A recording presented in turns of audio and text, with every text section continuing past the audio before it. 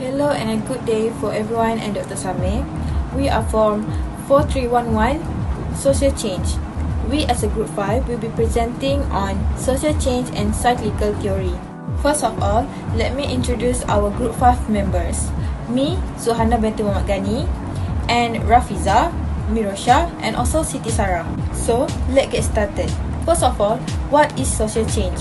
Social change is referred to variation over time in the ecological ordering of population and communities in pattern of roles and social interaction in the structure and functioning of institutions in the cultures of societies. Next is the introduction to the theory. What is cyclical theory? Cyclical theory of change, or sometimes called rise and fall theory, presumes that social phenomena of whatever sort recur again and again, exact as they were before in cyclical fashion. There are three cyclical theories of recent thinkers. First of all is Oswald Spengler, next is Peter Sorokin, and also Arnold J. Toynbee. According to German thinker Spengler, every society has a predetermined life cycle by birth, growth, maturity, and decline. Society, after passing through all these stages of life cycle, returns to the original state and thus the circle begins again. Society are seen as passing through stages of development that mirror the human life cycle. There is 4 stages, which is childhood, youth, adulthood, and old age. So, Spengler believes that Western civilization is born to decline and disappear in its old age like the other great civilizations have. Our next sociologist is Peter Sorokin. Peter Sorokin claims that culture may proceed in a given direction for a time and thus appear to conform to a linear formula, but eventually as a result of forces that are inherent in the culture itself, there will be shift of direction and a new period of development will be applied.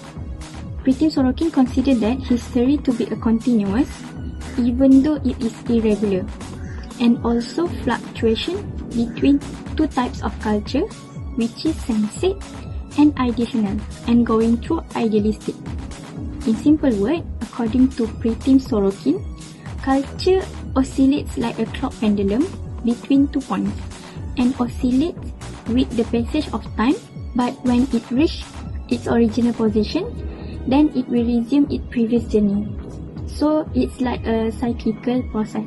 Okay, next, the noted English historian Arnold J. Toynbee maintains that civilization passed through 3 stages corresponding to youth, maturity, and decline.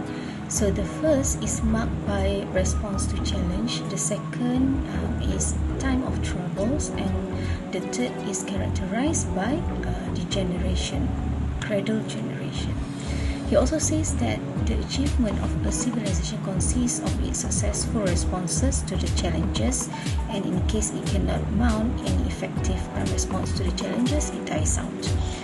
And next, we can see the truth of the cyclical theory from social reality now. From the behavior of clothing mode, we are often see the latest apparel fashion is sometimes a clone or repeating the old fashion, while from the behavior of the leadership style, we often see social ceremonies performed. Tribal leaders in ancient times were repeated by the leaders in modern society today.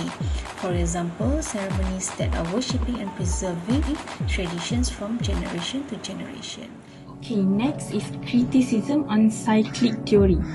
Historical facts do not very frequently support the validity of this theory.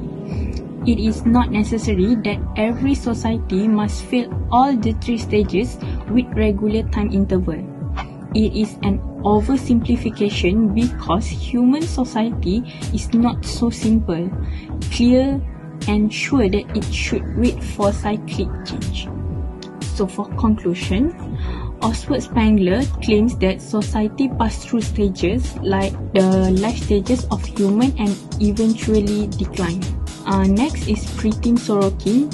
He claims that society's change originates in a society's culture, which alternates between ideational and sensate. Last but not least, Arnold J.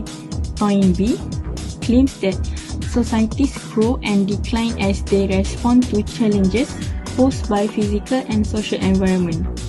As a matter of fact, the above theory are the result of philosophical rather than scientific studies. The authors of these theories begin with presumption, which they try to substantiate by marshalling a mass of data from history, as really has been.